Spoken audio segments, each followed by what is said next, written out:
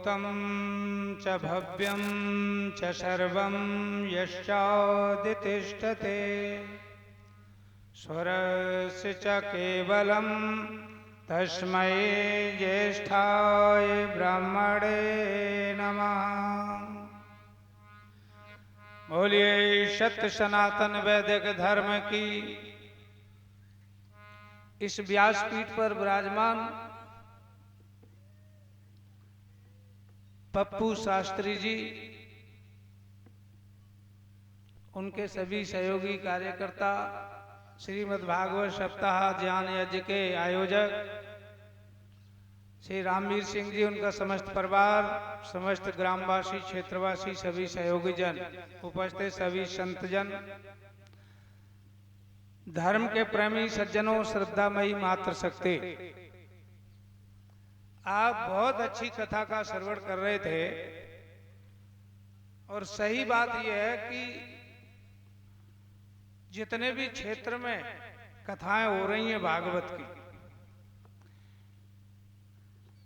इतना समाज सुधार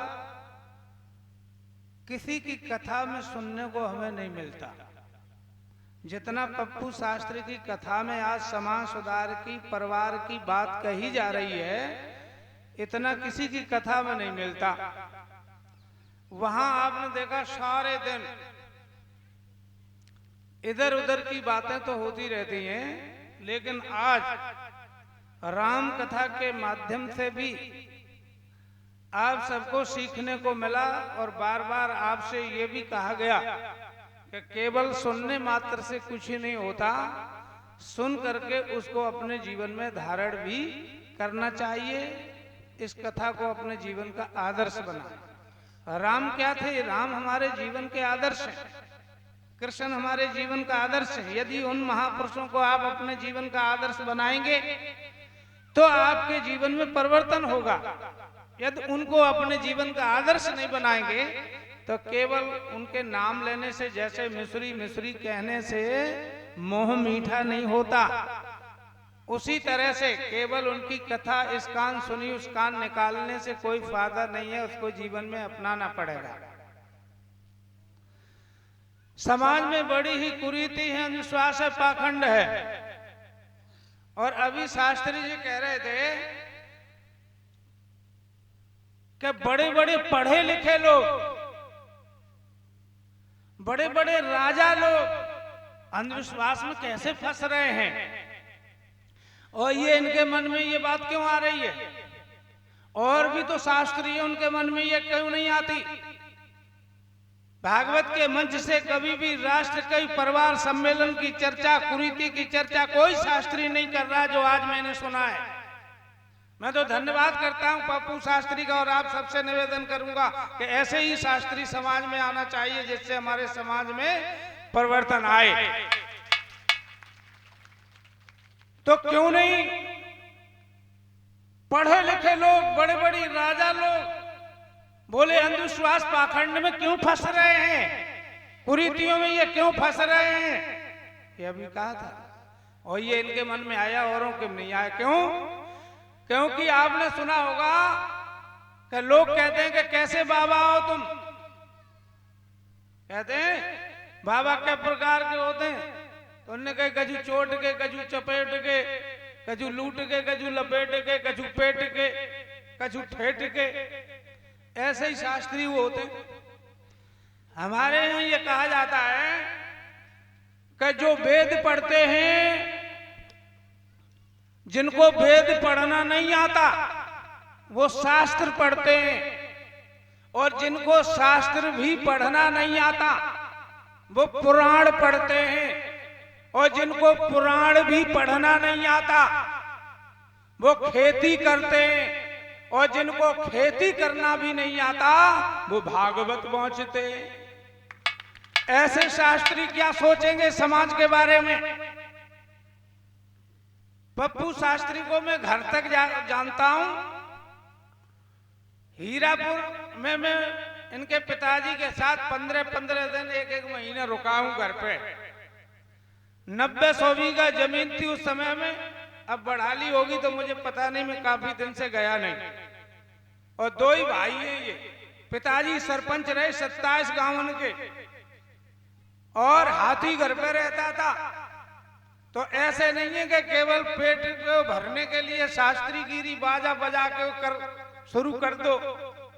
तो जो आदमी पहले से मजबूत होता है उसके मन में ही समाज के प्रति कुछ चिंतन आता है कि चलो समाज के लिए कुछ किया जाए। यहाँ केवल कमाने की कोई बात नहीं थी। अब पप्पू शास्त्री जी आज एक बात मुझसे भी लेकर के जाएंगे। आपने यहाँ कहा कि बड़े बड़े पढ़े लिखे लोग, राजा लोग ये अंधविश्वास पाखंड में फंसते जा रहे हैं। क्यों फंसते हैं ये? तो सुनो क्यों फंसते हैं वो मैं बताता हूं। एक बार अकबर ने भी पूछ लिया बीरबल से कि भाई बीरबल, छोटे कर्मचारी से लेकर के बड़े बड़े पढ़े लिखे राजा तक अंधविश्वास पाखंड में क्यों फंस जाते हैं? बीरबल ने सोचा कि मैं बताऊं, राजाए माने न माने। तो कहने लगे बीरबल महाराज कुछ वक्त चाहिए, कुछ वक्त चाहिए। तो बोले जाओ दिया वक्त। कितना के? 8 दिन का। बीरबल वहां से गए, बाजार में पहुंचे, और बाजार में पहुंचे मोची की दुकान पर, और कहा मोची साहब 1.5 हाथ लंबे 2 जूता बनाए दो। क्या 1.5 हाथ लंबे के? हाँ। इतने बड़े क्या करोगे? कि जाते तुम्हें क्या मतलब, पैसा देंगे तुम बनाए दो। भैया मोची ने 1.5 हाथ लंबे 2 जूता बना दिए। बीरबल जूता लेकर के आए, और रात के ठीक 12 बजे एक मस्जिद के किनारे पहुंचे। एक जूता लेकर के मस्जिद में फेंक दिया, और एक जूता अपना बगल में दबाया और घर चले गए। सवेरा हुआ, मुल्ला जी मस्जिद में आए तो देखा सामने कि एक न्यू ब्रांड जूता पड़ा है। जूता को उठाया और देखा, और सोचने लगे मुल्ला जी कि इतना लंबा पैर दुनिया में किसी आदमी का तो हो नहीं सकता। इसका मतलब है कि आज मस्जिद में अल्लाह ताला आया, तो ये अल्लाह ताला का ही जूता हो सकता है। और जूता उठाया, उसने चूमा, और फिर सिर पे रखा, फिर चूमा। अल्लाह का जूता, खुदा का जूता, और चूमे, और फिर लेके जूता सीधा गया अकबर के पास, और कहा बादशाह सलामत, चमत्कार हो गया, चमत्कार हो गया। क्या हुआ? चमत्कार हो गया, पर्चा बन गया, चमत्कार हो रहा है। ऐसे ढोंगी पाखंडी देश को मूर्ख बना रहे हैं।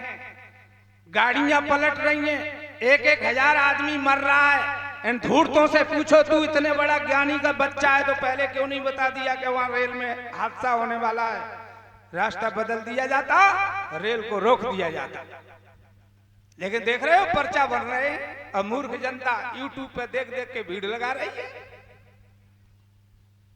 तो चमत्कार हो गया, बादशाह सलामत। क्या हुआ कि आज अल्लाह ताला मस्जिद में आया, देखो जूता छोड़ गया। अकबर ने उठाया जूता, हाथ में लिया और ऐसे लंबे करके देखा, और अकबर भी हैरत में पड़ गया। अकबर भी सोचने लग गया, इतना बड़ा पैर आदमी का तो नहीं हो सकता। इसका मतलब मुल्ला जी हमारे सही कह रहे हैं, ये अल्लाह ताला का ही जूता है। तो आदेश कर दिया कि जाओ बैंड बाजे लाओ और इस जूते का जुलूस निकालेंगे। अब हाथी मंगाया, बैंड मंगाया, आगे आगे बैंड बज रहा, पीछे हाथी चल रहा। हाथी के ऊपर राजा अकबर और अकबर की चांद पे जूता। अब आगे आगे बैंड बजता जा रहा, हाथी पे अकबर बैठा और चांद पे जूता, और बीच में उतारता भी जाता, कभी उतारता चूमता, कदा खुदा का जूता, फिर अल्लाह का जूता। उधर से आ रहा बीरबल। बीरबल ने देखा सो उदास आ रहा, अंगोछा में एक वो जूता अपना बगल में दावे। अकबर ने कहा, हाँ भाई बीरबल, कैसे उदास घूम रहे हो? देखो आज जुलूस निकल रहा है, चमत्कार हो गया है। कि महाराज तुम्हें चमत्कारी की पड़ रही है, मैं बड़ी मुसीबत में फंस हुआ हूं। क्या हुआ? कि मेरे 500 साल पुरानी मेरे पुरखन की जूतन की जोड़ी घर पे धरी, बामे तो एक जूता चोरी हो गया है। क्या? अच्छा, और एक तो है कि कहाँ है दिखाओ। बगल में तो निकारो, हाथी पकड़ा है। सो एक बोला हो, एक चांद में उतारो, दोनों ही मिलाए, सो एक से ही जूता। अकबर बोला कि बीरबल तुम कहते हो मैं पुरखन का जूता, ये हमारा मौलवी कहता है ये अल्लाह ताला का, हमारी समझ में नहीं आता, क्या करूं? कौन सही बोल रहा? बीरबल ने कहा, ये बताओ 4-6 महीना जो चौपिया होता है ना, वो जूता नहीं पहनता, और कभी रिश्तेदारी में जानता है तो महीने 6 महीने में जूता पहन जाता है। और अगर वो भूल जाए जूता तो बताओ एक भूल जाता है कि दोनों? अरे आप लोग बताओ, जब भूलेगा आदमी जूता तो दोनों ही भूलेगा कि एक? बोले तेरे अल्लाह ताला उस आदमी से भी गया भी था जो एक भूल गया है? बोले मौलवी कह रहा है। मौलवी बोला, हाँ भाई मौलवी, कि सरकार हमें तो मैजिद मिला, तो बताओ किसका जूता है? ये बीरबल कहते हमारे पुरखों का जूता है, तुम कहते हो हमारे अल्लाह का जूता है, किसका जूता है सही बताओ? बीरबल का सुनो बादशाह सलामत, आपने हमसे ये पूछा था कि छोटे कर्मचारी से लेके बड़े पढ़े लिखे राजा कर्मचारी अधिकारी भी अंधविश्वास और पाखंड में कैसे फंस जाते हैं? ऐसे ही फंस जाते हैं जैसे तुम्हारा मुल्ला फंसा और तुम बादशाह होके फंसे और तुम्हारी सब जनता फंसी और चांद पे जूता धरे फिर रहे हो। ये काम हमने किया है। तो ऐसे जो कोप ढील दिए भारतवर्ष के अंदर, जो ढोंग और पाखंड फैला रहे हैं और शिक्षा को महंगा किया जा रहा है, जिस शिक्षा से समाज की उन्नति होती है माताओं बहनों भाइयों, उसको महंगा किया जा रहा है। और जो झूठे बैठे हैं, जो नारा दे रहे हैं सबका साथ सबका विकास, उन झूठों से मैं कहना चाहता हूं कि तुमने तो शिक्षा में भी अभी सबका साथ सबका विकास नहीं किया। ये नारा अगर सीखना चाहते हो तो यादवों से सीखो। भगवान श्री कृष्ण जिस गुरुकुल में पढ़े उसी गुरुकुल में गरीब ब्राह्मण, बोलो सुदामा पढ़ा के नहीं? तो शिक्षा उस समय समान थी कि अब है।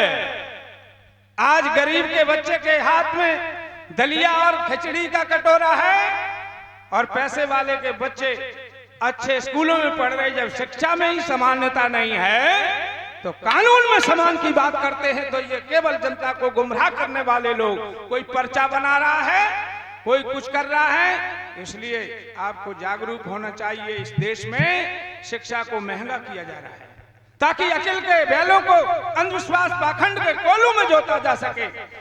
जो कामड़ भरने जाते हैं उन पर फूल बरसाए जाते हैं, और जो पढ़ने लिखने वाली बेटियां हैं बनारस में, आप यूट्यूब पर खोल करके देखना, उन पर लाठियां भांजी जाती हैं। जिस शिक्षा से उन्नति होती है उन पर लाठी, और जो कामड़ भरना पाखंड फैलाना। बताओ माता पिता को पानी पिलाना अच्छा है कि वहां से लेकर के पत्थर पे पानी शीशी डाल देना वो अच्छा है? बताइए आप। तो जीवते जी माता पिता की सेवा होनी चाहिए, ना कि वो कामड़ भर करके। तुम्हारे कामड़ की शुरुआत सरवण कुमार से हुई तो बोलो कहीं पानी भर के लाया था क्या? सरवण कुमार अगर कामड़ भर के चला था तो माता पिता को लेके चला था। एक तराजू में माँ थी और एक में पिता।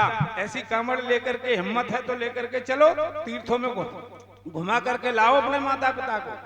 भगवान श्री राम के जीवन से भी हमें यह शिक्षा मिलती है कि किसी के चित्र को नहीं बल्कि उसकी चरित्र की पूजा होनी चाहिए। 2 मिनट का समय लेता हूं आपका। आप लोग सुबह से बैठे कहते बाबा अच्छा बैठ गया, ये बंद नहीं हो रहा।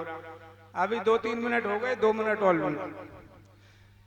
और ये आप रामचरितमानस सुन रहे थे तो इसी का एक प्रसंग है। चित्रकूट में